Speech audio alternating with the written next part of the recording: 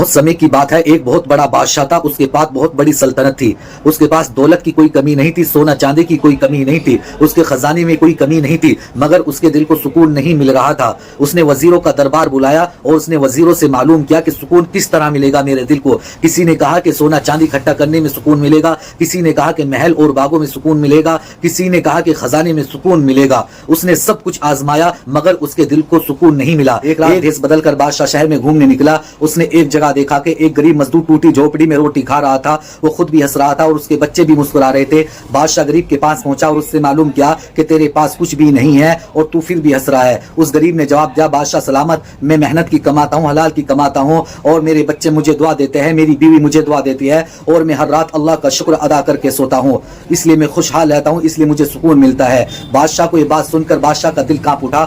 جیسے ہی بادشاہ نے یہ بات سنی تو اس کا دل کانپ اٹھا، تو اس کی سمجھ میں آیا کہ اصلی سکون جو ہے وہ دولت اور سونا چاندی اکٹھا کرنے میں نہیں بلکہ سادگی اور محنت اور شکر گزاری میں ہے۔